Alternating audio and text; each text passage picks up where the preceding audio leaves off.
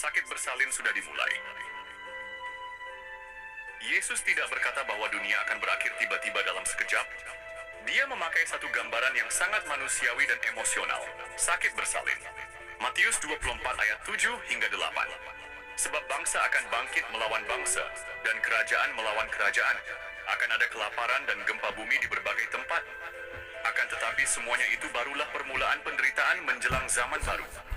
Dalam bahasa Yunani, kata yang diterjemahkan sebagai penderitaan adalah odin, yang berarti kontraksi kelahiran atau sakit bersalin. Itulah sebabnya banyak terjemahan modern, seperti NIV, menuliskan, "All these are the beginning of birth pains." Yesus sedang menyampaikan sesuatu yang penting melalui gambaran ini. Kenapa sakit bersalin? Karena kontraksi itu tidak datang sekaligus. Awalnya ringan, lalu lebih kuat, dan makin cepat datangnya. Dan setelah dimulai, tidak ada jalan kembali.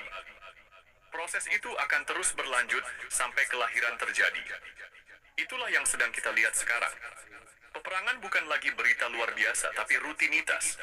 Kelaparan masih melanda sebagian besar dunia, bahkan di tengah teknologi pangan yang maju. Gempa besar, badai super, dan perubahan iklim ekstrim terjadi lebih sering dari sebelumnya. Dan kita baru saja melewati pandemi global yang melumpuhkan dunia dalam sekejap.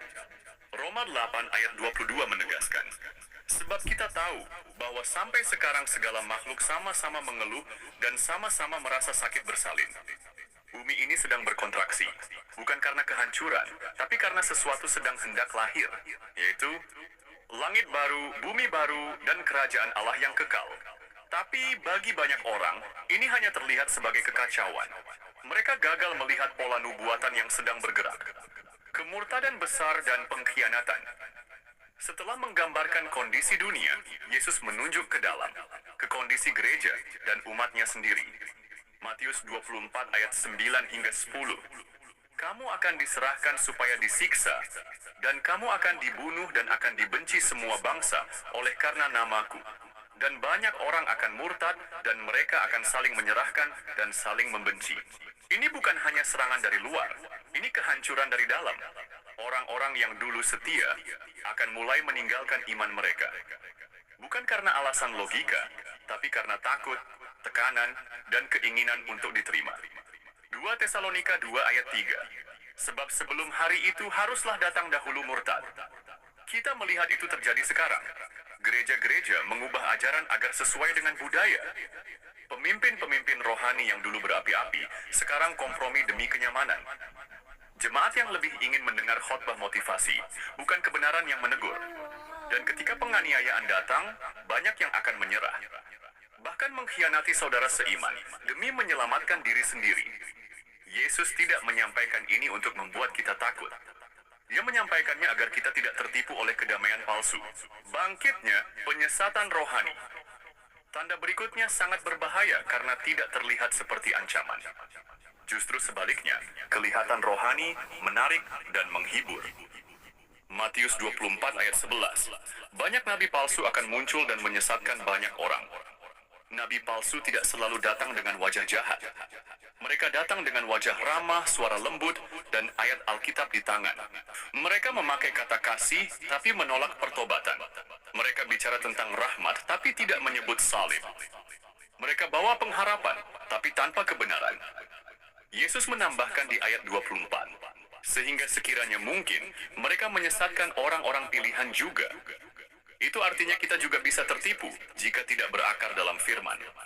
2 Korintus 11 ayat 14 berkata, sebab iblis pun menyamar sebagai malaikat terang.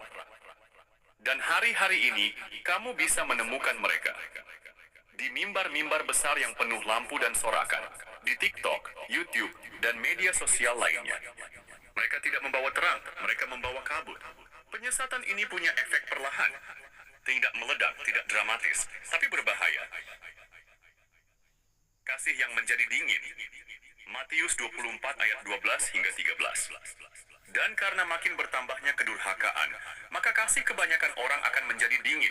Tetapi orang yang bertahan sampai pada kesudahannya akan selamat. Saat dosa menjadi normal, kasih mulai pudar. Orang percaya tidak langsung meninggalkan gereja. Mereka hanya mulai menunda waktu doa.